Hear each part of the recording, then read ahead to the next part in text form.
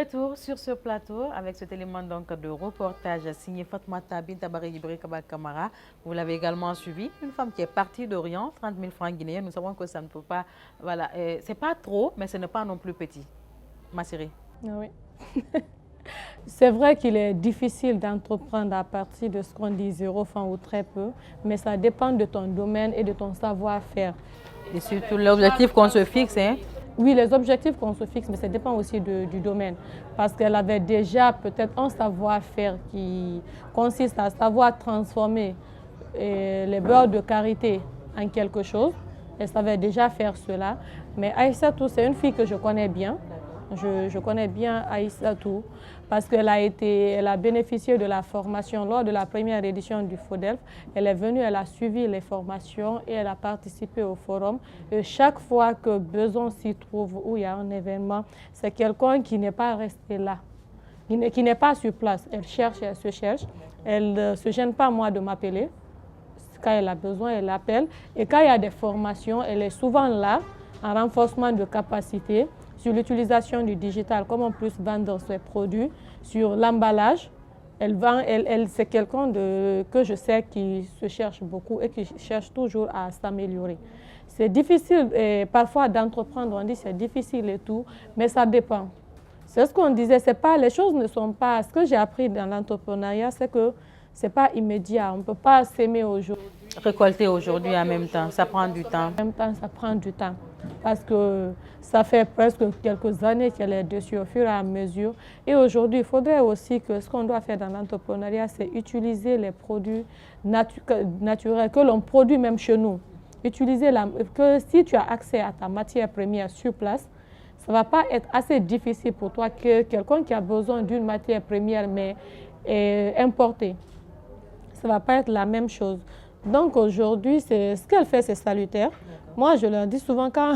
Est-ce que c'est vrai, justement, allant dans ce sens, il faut pas, c'est pas nécessaire qu'on mette davantage l'accent sur l'entrepreneuriat féminin?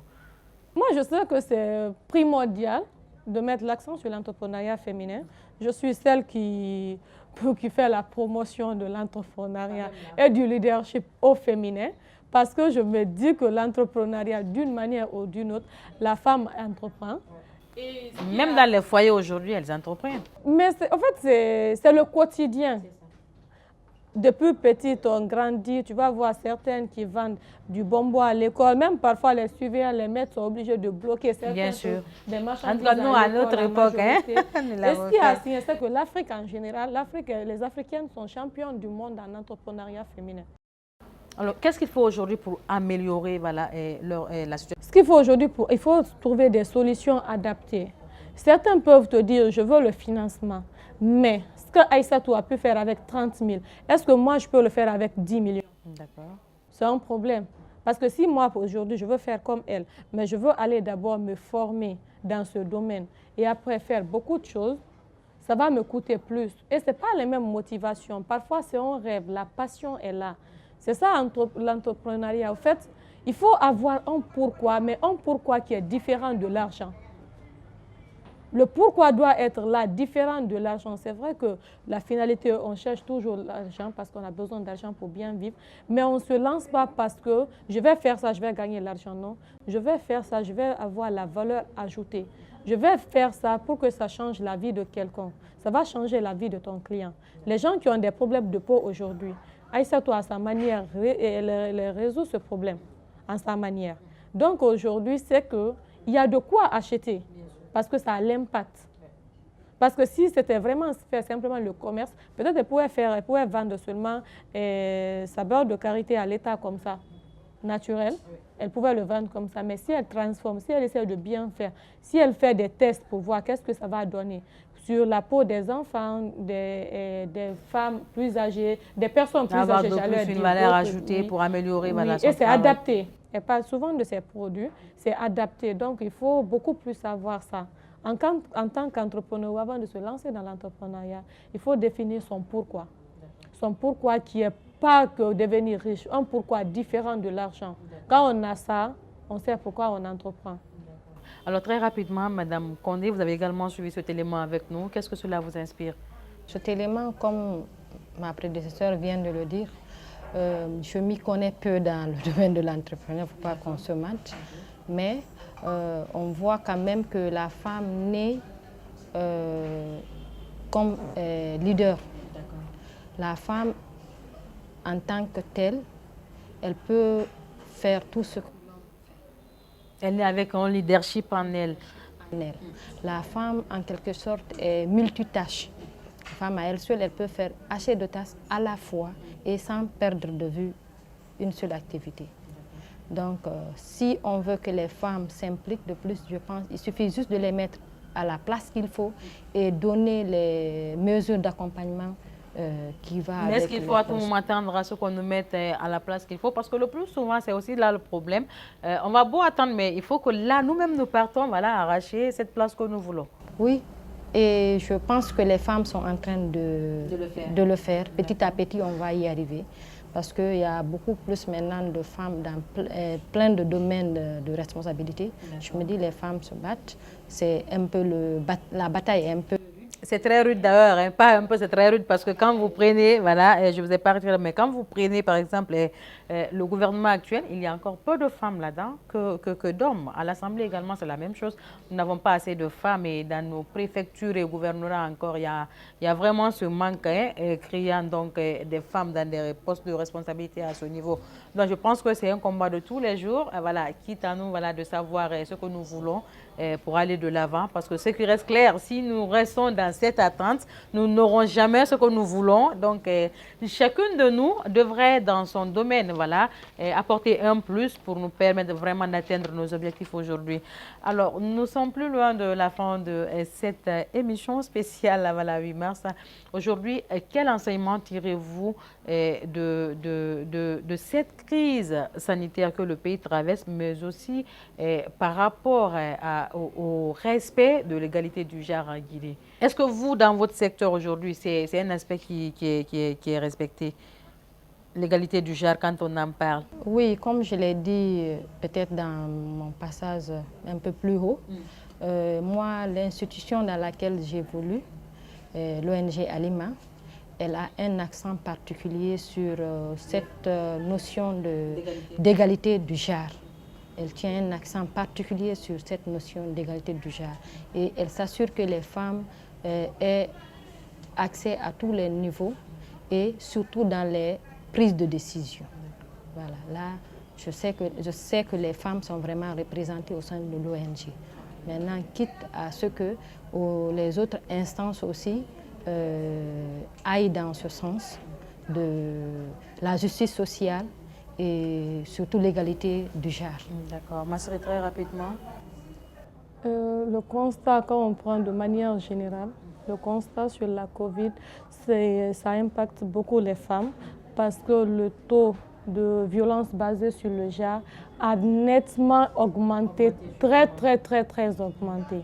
Et elle les laisse dans une précarité qui n'a pas de son nom. Ça, c'est en général aujourd'hui. Il faudrait, tu as dit quelque part qu'il faudrait qu'on parte peut-être chercher cette place à nous. On a le droit d'aller chercher cette place, que chacune joue son rôle aussi pour l'autre. Parce qu'il faudrait que les femmes s'engagent pour des femmes, que les hommes s'engagent pour les femmes. Que tout le monde s'engage que pour les femmes. Tout qu'on fait, l'un ne peut pas aller sans l'autre. Qu'on s'engage, mais que pour les femmes. D'accord. Qu'on s'engage pour nous. On doit bien cela. Il faut aujourd'hui qu'on puisse revoir, comme ce que je disais, ce 8 mars devrait servir cela. Peut-être que le gouvernement a interdit cette fois-ci cette mamaya. Donc on a la chance, on a le temps aussi. C'est le mois de mars, on combat tous les jours. Il faudrait faire le constat. Qu'est-ce qui a été fait en matière aujourd'hui lutte contre les violences basées sur le genre? Parce que c'est bien beau de parler de la femme en entrepreneuriat, en leadership, mais quelqu'un qui n'est pas émancipé à la maison va avoir du mal à être émancipé dehors. Moi, je parle avec certaines personnes, elles font des témoignages. Je ne vis pas la même situation qu'elles. On n'est pas dans les mêmes situations. Moi, je n'ai pas assez de contraintes sur moi. J'ai une famille qui me soutient, alhamdoulilah. J'ai mon frère qui est mon binôme. Je ne sais pas qui est, c'est mon grand frère. En tout cas, on voudrait que, voilà, je n'ai pas assez de contraintes, mais je sais aujourd'hui que beaucoup ont des contraintes, beaucoup ont des problèmes.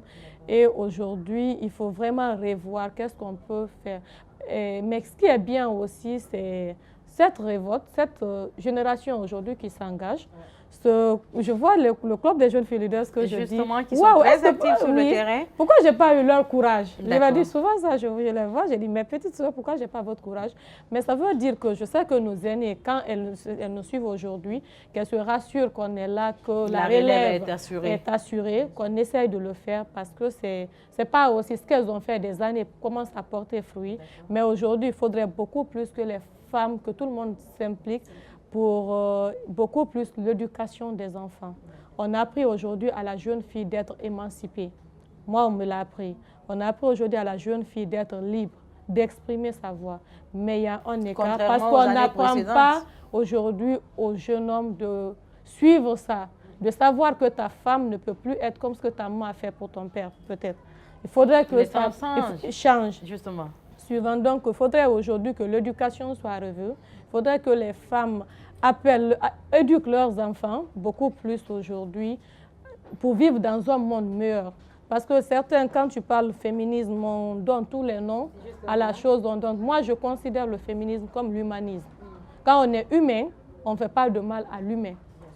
Donc, c'est comme ça. Et dans une lutte, chacune a sa manière de faire la lutte. La lutte n'est toujours pas comme ça. Bien sûr, il y en a qui passent par des sensibilisations. Parfois, ça passe, mais on a vu... Il y a plusieurs manières, par exemple, justement. À un moment donné, c'était dramatique, c'était ça. Chacune a sa manière de se faire entendre. Mais il faudrait beaucoup plus aujourd'hui que l'éducation puisse suivre. Si on nous éduque aujourd'hui à être libre, à être autonome, à être émancipé, il faudrait qu'ils éduquent nos futurs époux à nous accepter comme ça. Bien sûr, c'est le temps qui l'impose, c'est pas nous. C'est pas nous.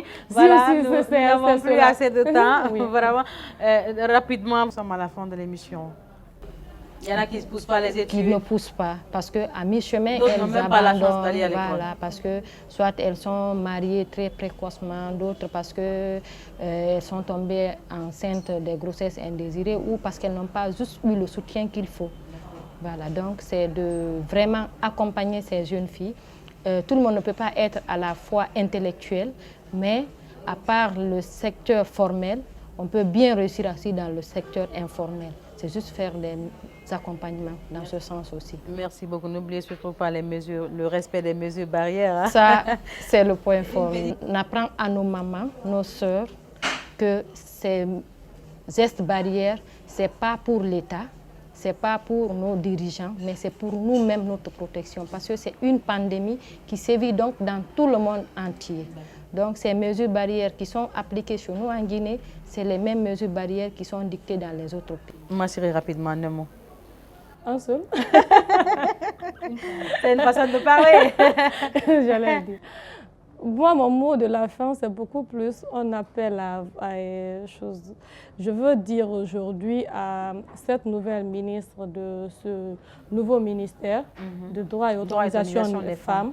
Je rappelle d'ailleurs que la directrice générale, voilà, la directrice nationale plutôt du genre et équité devrait être avec nous, mais finalement elle nous a fait faux bond. Ce n'est que partie remise. J'espère qu'elle reviendra pour parler beaucoup plus des activités de ce ministère aujourd'hui, des actions qui sont engagées bien sûr par rapport à l'émancipation de la femme, par rapport en tout cas tout ce qui est lié aux droits de la femme. Oui, ce que j'aimerais beaucoup plus dire, je vois aujourd'hui une dame engagée, peut-être qu'elle ne fait pas beaucoup de publicité, mais on la sent présente, on sent l'envie aujourd'hui qu'elle a de vouloir bien faire. Donc je dirais qu'elle continue dans ce sens, qu'elle reste à l'écoute aussi, beaucoup plus, et aussi de l'autre côté aux entrepreneurs, femmes en général, je dirais résilience. Ça va aller, il faut qu'on se réinvente, qu'on s'adapte, ça c'est notre quotidien. Et de l'autre côté, à celles qui réfléchissent comment faire, je dirais un mot de Nanette, oser prendre le pouvoir. Allons chercher ce pouvoir. Le pouvoir, chacun peut le faire en sa manière. Si c'est créer une petite entreprise qui te va, si c'est exceller dans ton domaine, si c'est avoir des postes de responsabilité, chacune peut faire quelque chose et l'avenir nous incombe. Donc, Osons prendre le pouvoir. Osons prendre le pouvoir. C'est sur ce thème donc que nous vous disons merci. Merci également à nos invités qui ont bien voulu partager ce plateau spécial avec nous. Merci également au restaurant Pâtisserie GMS, situé donc à Sangouya, 3e porte chez Ibrahim Rey, qui nous a donc accueillis pour réaliser cette émission. Je dis grand merci à Alassane Katissila qui nous a aidé à réaliser cette émission, Mbe Bangoura, Gibril Kabakamara, Yacouba Traoré. Tous se sont mis derrière cette équipe pour réaliser, pour vous donner ce que vous avez pu voir aujourd'hui. Alors, moi, je vous retrouve très prochainement dans notre numéro de Questions Femmes. D'ici là, prenez soin de vous et le combat continue. Au revoir.